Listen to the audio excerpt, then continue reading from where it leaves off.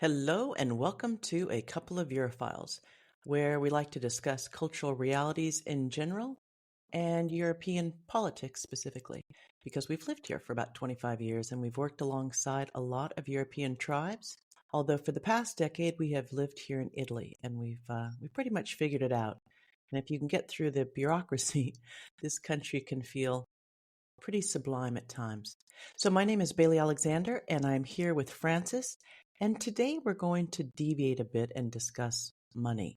And Francis, you started out long ago at J.P. Morgan in Frankfurt, and then you transferred to New York. And you have had an awful lot of experience starting companies in a lot of countries. I think actually 4 continents, if you count New Zealand.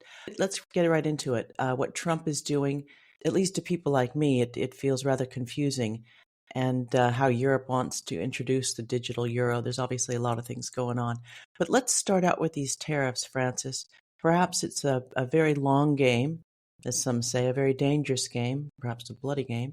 This change on the scale is quite daunting. Yet we can see and feel all the cracks in the global system. So the first question to you, Francis, is can Trump put Humpty Dumpty back together again? What say you? Interesting point.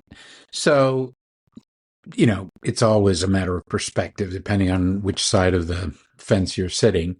But from where I'm sitting, Trump is trying to reposition America back to the decade of its greatness, the 50s, the 60s, where they were the unquestioned ruler of everything they surveyed. And, that's what he wants to do. He feels that Joe Biden completely destroyed America's standing in the world, especially financially. And so he's trying to basically put the pieces back together again. The question that is on everybody's lips, or at least in their minds, is he going to be able to do it? Sometimes when Humpty falls off that wall and breaks into pieces, it's impossible to put him back together. So Trump is trying, but he may well not succeed in reasserting U.S. dominance of the financial markets. That's the point. So he's very brash, and he's annoying, and he's an asshole. So basically, those are not a good combination. And even though he is much more competent than Biden was, he is rubbing everybody up the wrong way. And people are taking retaliatory measures. The Europeans, the allies, Australia, Japan, they're selling off U.S. treasuries. And the United States has depended for decades on the fact that they're the global reserve currency. So, the fact that everybody's not buying the treasury bonds anymore means that the market for U.S. government debt is really being impacted, which will affect their ability to sustain their military superiority and so forth and so on, which is already in trouble because essentially has been hijacked by the military industrial complex companies that overcharge for everything. An F-35 costs 10 times more than a Su-57, famously, and it's not worth as much as 10 Su-57s. So even it might be a better plane, one-on-one, but it costs 10 times as much. So when you factor cost into the equation, America and its industrial complex has just spent ungodly amounts of money, and they haven't really got bang for their buck. And they may not be able to sustain that kind of spending if they lose their preeminent position in the world's financial markets. The things that undermine the U.S. dominance are this whole trade war and sanctions stuff. Trump is trying to level the playing field, and therefore he imposes reciprocal tariffs on his allies as well as his putative enemies to ensure that America gets to sell its products as well as, say, the Europeans, the Chinese, the Japanese. But because everybody's been used to not having those tariffs, they feel that that's a threat, and therefore they impose counter tariffs. And they have a lot of weapons at their disposal economically, to essentially drive fear into the heart of most Americans, who are looking at this dispassionately. So it's a question whether or not the trade wars or the sanctions are helping, because the sanctions in particular undermine the dollar. Because of Biden's sanctions, Russia and China and the others were forced to develop their own financial model, not based on the SWIFT system, to ensure that they can still manage their trade flows without interference from the US. Now, once you've started doing something like that and you have something that's about to go live, why would you stop doing it and go back to the dollar? You're not going to put Humpty Dumpty back together again. So it's really questionable, unless Trump can find some actual leverage, to really put the genie back in the bottle and Humpty together again. So it's only a matter of time, in my view, whether the dollar will lose its preemptive position in the global financial system and no longer be the reserve currency of choice. It's not going to get replaced by a different country's currency, because people are tired of seeing countries manipulate the financial system to their benefit. So the Chinese yuan is not going to replace the dollar. The Russian ruble certainly isn't going to replace the dollar. But a basket of currencies, such as the BRICS are pulling together, and or something that's based on commodities, oil or gold, may well displace the dollar. So, and that would be fair for everybody, technically, except that the US would not consider it so fair because they've taken advantage of the system for quite some time and are going to suffer if it goes away. So that's what's going on. The BRICS in particular are developing a new payment system, called BRICS Pay, that interestingly is not dependent on any one currency, or they haven't released a BRICS currency. What they're doing is they're essentially exchanging their own currencies, and in complicated swap arrangements, so that you can settle with say Saudi Arabia can settle oil trades with China in yuan, and if Brazil buys stuff, they can settle things in real. So people are accepted each other's currencies in the BRICS into a payment system that is blockchain based. It's all modern and fancy, and it looks like it's going to be quite impressive, but it's going to be rolled out in phases because nobody wants to destabilize the financial markets radically. If they did it radically, there would be chaos. So they're slowly taking steps to replace the dollar, the SWIFT, and the financial system that's in place now, with something new, at least for themselves. Will everybody else join on? Well, some Western nations, notably France, have already signed on. And, the French banks are linking to the Russian payment systems, the Chinese payment systems. The Italians are doing the same. So Europe is starting to look at making sure they can still do trade on both sides of the Atlantic by connecting to as many systems as possible. And that's really a multipolar financial world that's being developed. And it's very interesting. This is the first major change in 80 years. So it's very interesting. We're going to have to follow it very closely to see where it leads us. So it certainly is the reset. Now, before we get into Europe and this digital euro, which concerns me, when you look at Doge, someone said I listened to someone talk about the fact that there were thousands of listings in DC. So when you look at not only U.S. aid and other programs, it was this huge Ponzi scheme. So it's being shut down on so many levels, and I have no idea what that means. I mean, all the Americans are getting so excited about Europe, but I look at Doge and Elon there with the chainsaw. It feels very extreme. I mean, if you look at it like a Ponzi scheme, which a lot of people do, you don't even know how many dollars are being. I don't know. Money gets just lost. Wasted.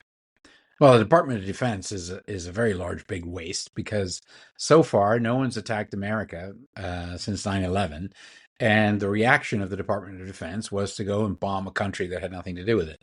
So, And then in Ukraine, I mean, for 3 years, all I've heard is that, well, we don't have any weapons. So I think, well, you've been spending $1 trillion a year. Where's that gone, by the way?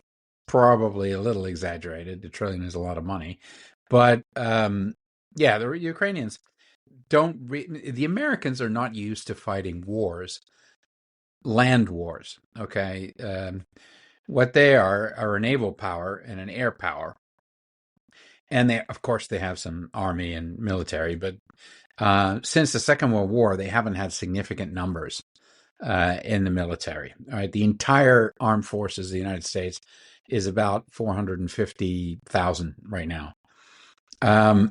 Of course, they have very good weapons. They have enormous logistics. The thing that made the Americans a power to be feared worldwide was their logistic capability.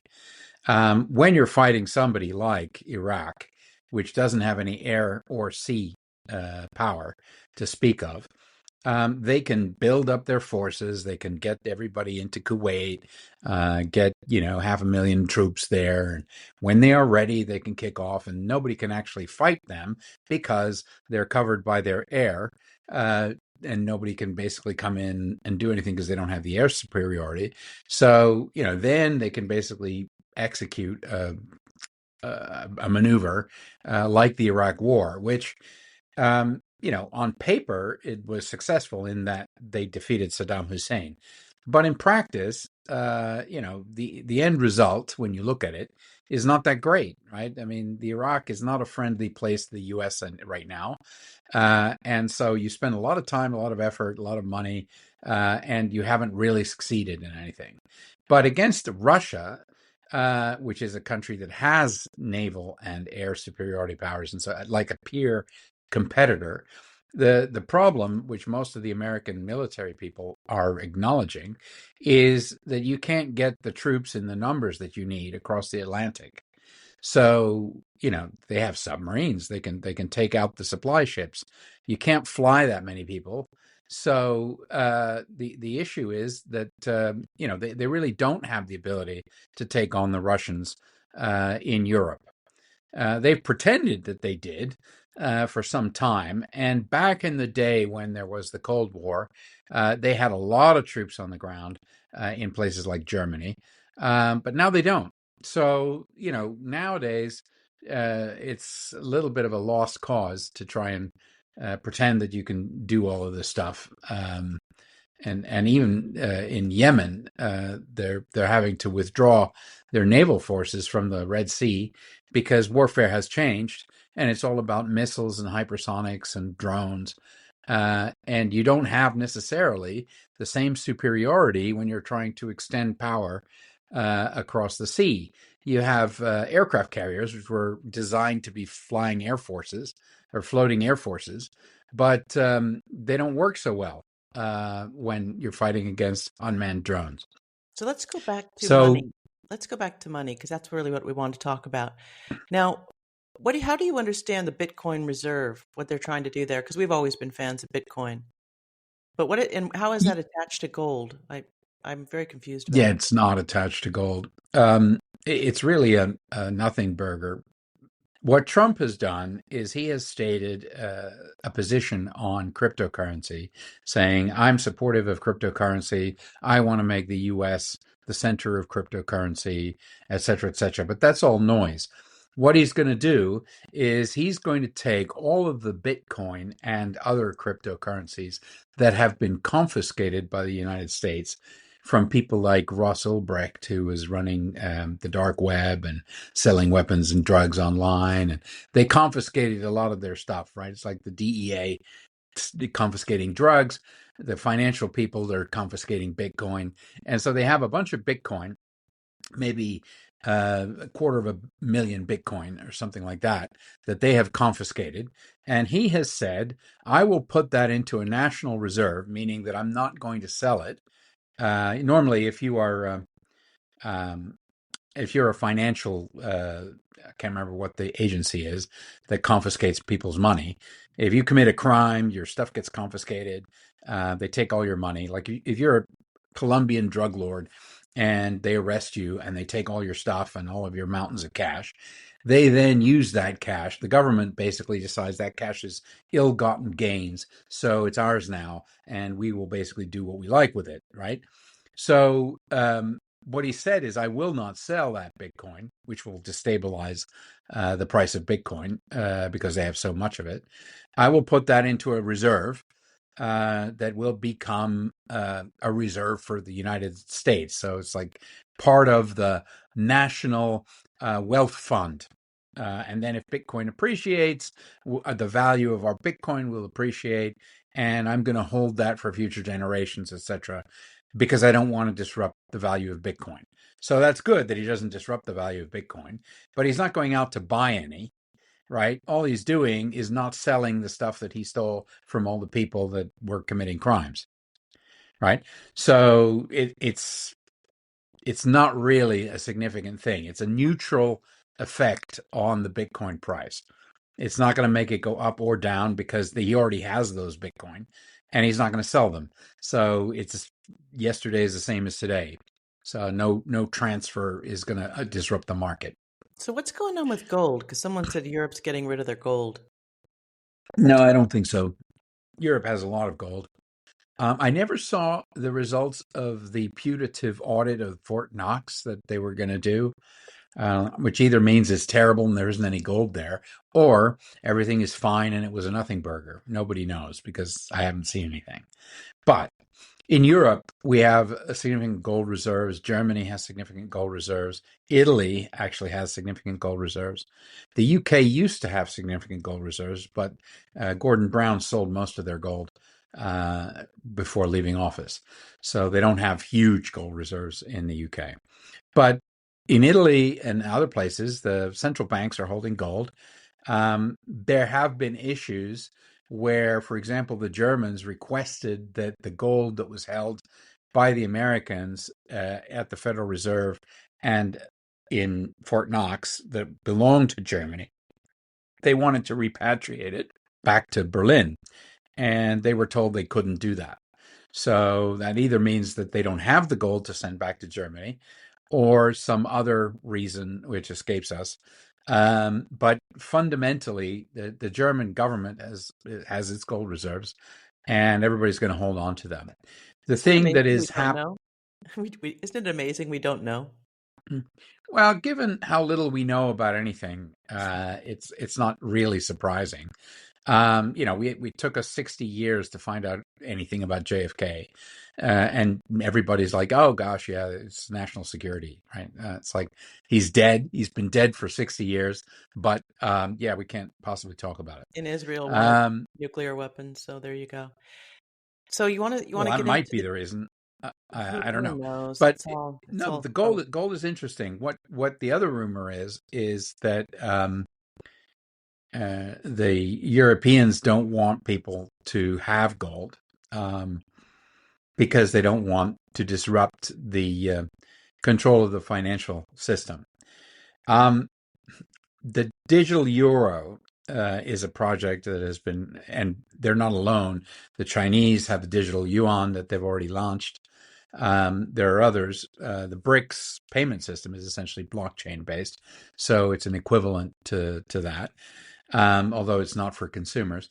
The digital euro is an attempt by the European Central Bank to control the money supply, and it's a very tricky proposition. Unlike the United States and the UK and other countries that have their own currency, okay, the Europeans don't have direct control of monetary policy at the national level.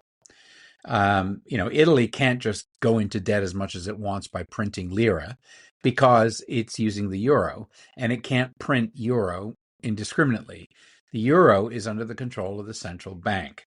So they've already given up some of the toolkit that they normally use in order to manage their economy, damp down inflation, basically manage their economy, right? So the Central Bank of Europe is quite concerned about the rise of other forms of payment, like Bitcoin, that have arisen, which are not under the control of the central authority in Europe, because they're already on shaky ground because they don't have the fiscal policy, because that's with the nations, and they just have monetary policy. So the two things are separate. So they're trying to come up with a way to make that happen. And then Mark Zuckerberg was talking about something called Libra, which was the Facebook digital currency that was backed by Facebook. Okay. And Facebook has a lot of users. So they said, that's a bigger threat than Bitcoin, because Bitcoin, although it has many excellent qualities, is not a good replacement for currency. It's a store of value, but it takes too long to settle. And it can't handle the transaction volume that you would need to really replace currencies or credit cards and stuff like that in a Bitcoin wallet kind of a mode. So therefore, they want to make sure that nobody else comes up with something that will undermine their ability to manage monetary policy. So they came up with a digital euro, which is a blockchain-based euro that's backed and controlled by the central bank. And if that was all they did, that would be fine and modern and great, and would lead to people not stealing old ladies' pensions by grabbing their wallet with all of their money, because it would all be, cell phones and digital wallets, and it would be all controlled. It's relatively hard to break. But they're looking at controlling money supply and actual usage of money amongst EU citizens. They want to make sure that you spend your money when they want you to spend it, and don't spend it when they don't want you to spend it, and what you're spending it on. So, they're really completely lost their minds, and they're going into control freak mode. And they're basically trying to control everything that you do with money. Okay. That is not going to fly in places outside of Sweden and Denmark. Okay. Nobody in the rest of Europe is going to tolerate having this kind of interference in their daily lives. I mean, money is serious. People work hard for it. And if you want to go and spend your entire fortune on hookers and beer, that should be your right if you've earned that money. Yes, you have to pay tax on it, but no, it's none of the government's business where you spend your money and on what. So that's going to be a real problem. But they're launching the digital euro supposedly by October. They most likely will not put the more threatening elements of what they're thinking about into the launch. They're just going to say, oh, here's an alternative, and we're not getting rid of cash. We're just giving you another alternative that you'll be able to spend your money digitally, and so forth and so on. And they're going to roll that out. And then gradually they're going to stop printing money, so we won't have cash. And then they're going to put on some additional stuff on top of that, right? Now, they could get really obnoxious, as I've just stated, and try to limit everybody's access to their own money. But it's highly unlikely that they will get national approval for that, which they need in order to implement that. The way Europe works, the nation states have to agree the implementation of the law. And in places like Austria, the sanctity of money is baked into their constitution. So it's not just a matter of having the government sign off on it. They need to go to a referendum. And it's unlikely that they will get that passed if they go full hog into this. Now, von der Leyen and the Brussels elite are still talking about taking everybody's money in order to fund defense, because we need defense so that we can attack Russia. I don't understand the logic, but they're still talking, but they don't have the power to make that happen.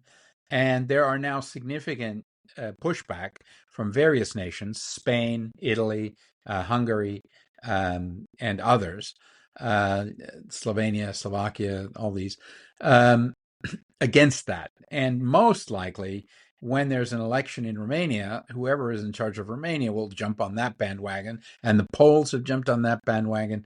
So von der Leyen is essentially a kindergarten school teacher trying to tell her charges that they all have to go in one direction, and finding out that they're actually adults and that they don't need to listen to the kindergarten school teacher, and they're not going to do it. But they already So do. We bank here, so we bank in other countries. But it's I can't take out more than €250 each day. yeah, there's a limit on cash in terms of what you can take Obviously, cash machines, but nobody is telling you what you can spend your money on. Okay, and it's going to clash with the four freedoms, because one of the four freedoms of the European Union is the right to bank wherever you want within the Union. So if you want to have a bank account in Austria, that is guaranteed by the European Four Freedoms. And the Austrians will not apply rules on how much money you can take out of cash machines, for example, just because you live in Italy. We went there once and got some gold. We got a gold coin after we sold our boat. It was kind of fun getting the Viennese coin. Yeah, the Austria is one of the few countries in the EU that actually still produces currency in gold. The Austrian Philharmonic is a gold coin, a 1 ounce gold coin, and they have various smaller denominations. But you can go get those at the mint in Austria, and they are legal tender, which means that they can't refuse to take them as currency. So, Austria is fighting the good fight as a rearguard action against all of this madness coming from Brussels. There's a lot of madness. So you feel as if they're not going to be as dramatic as they once had hoped regarding cash and savings. You think it's going to be a much more difficult proposition for them to control our money? Yeah, here's what I think. I think there's a phenomenon called the Streisand effect. And the Streisand effect is basically what happens when you try to tell the internet what to do. Right. For example, you said, "Oh my gosh, you're not allowed to watch Russian television," and then immediately, I still can't believe we were denied RT. Like I said, it wasn't great. I mean, there's some good stuff going on there. I just still can't believe we were denied that. Meaning they're capable of anything. yeah, but they try. But then everybody goes and gets a VPN and goes around it. Okay, and in the same way, if they try to control your money, I guarantee you there will be a bunch of people, notably in the open source movement, that will basically publish ways to get around it, right? They'll publish them on the dark web. They'll do it anonymously. There will be a tremendous backlash because people fundamentally do not want to be controlled, especially when it comes to their hard-earned finances. And There people are are some fundamentally arguments. different, right? I mean, people are fundamentally different. You can say in this age of media that each and every one of us, is an acquired taste.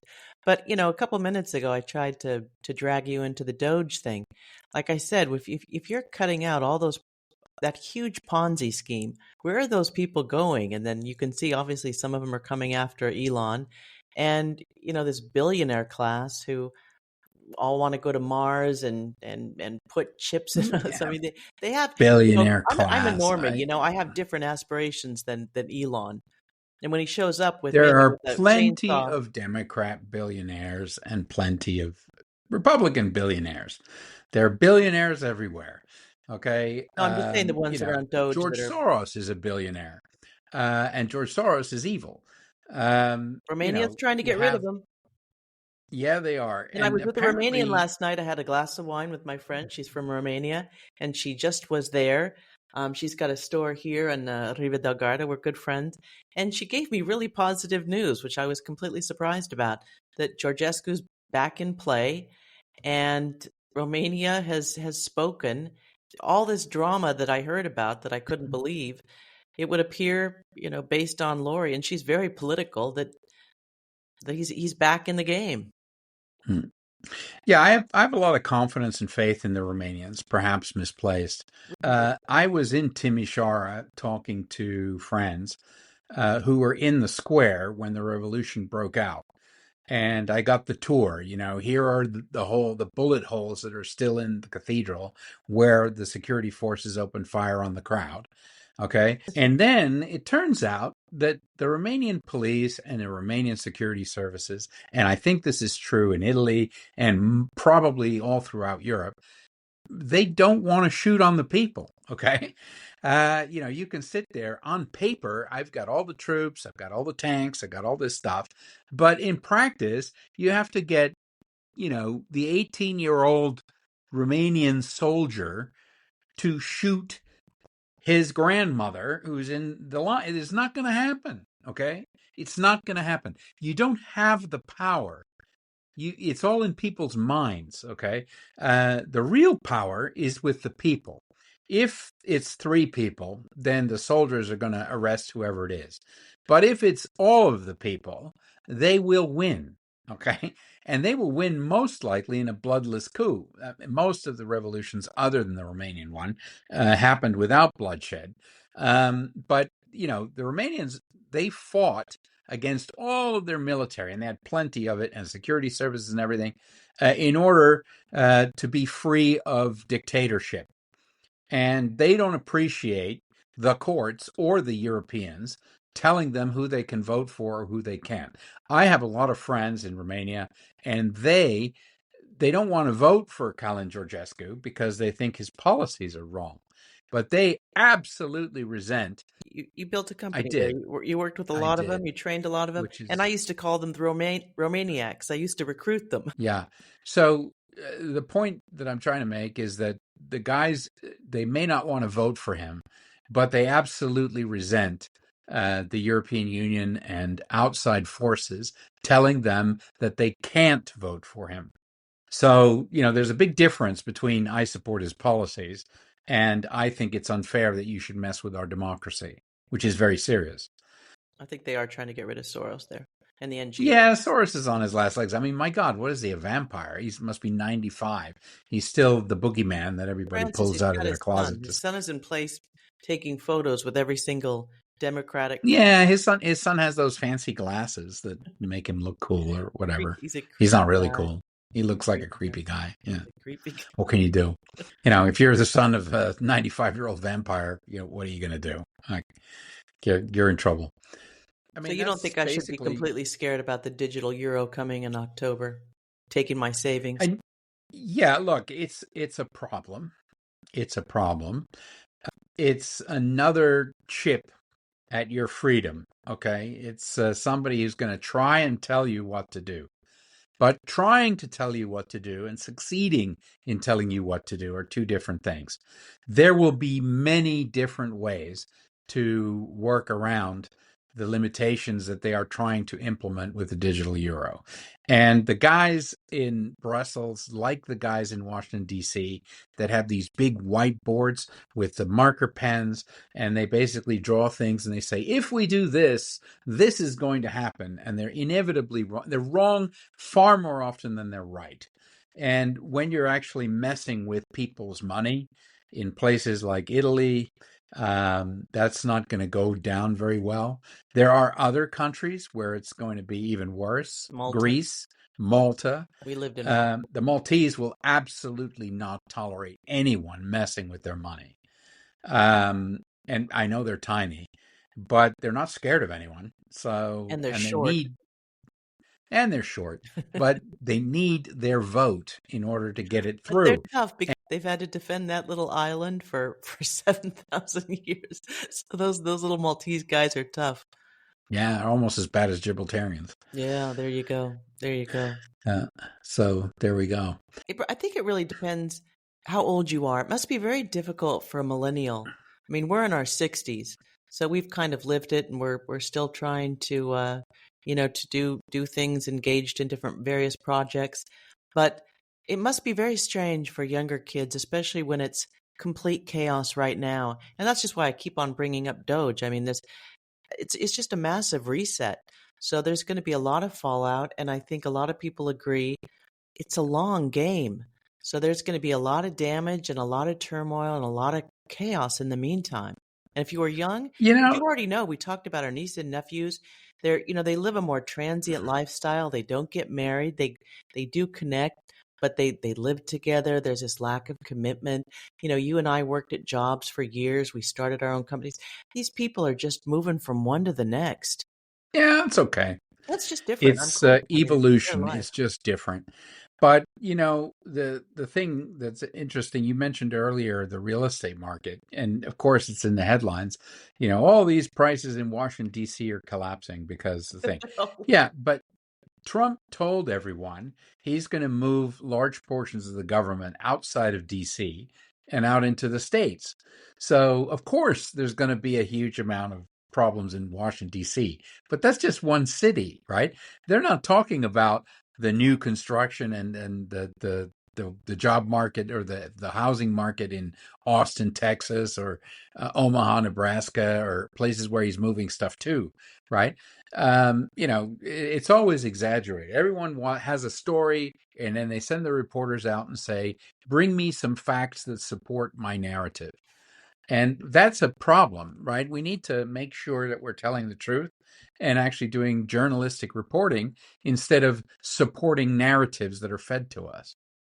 Well, the drama is really unfolding, but I think it's time to wrap things up. And I just want to thank everyone for listening. And please head to my website, baileyalexander.com, for book signings. I've got a book signing in Rome for my latest book called Personal Legends of Piemonte, which is written in both English and Italian. So if you want to brush up on your Italian, the first half is in English, the second is in Italian, and the Italians are loving it. So it's 12 interviews with 12 Piemontese who have basically fulfilled their destiny and figured out how to live life quite well. And Piemonte is an interesting example of how the supply chain doesn't really matter. It can feed itself. It produces the majority of Italy's finest products. And anyway, it's a great read. So it's interesting interviews with, you get into the lives of 12 Italians. So Francis, thank you so much. And thank every one of you for listening. Okay, ciao for now.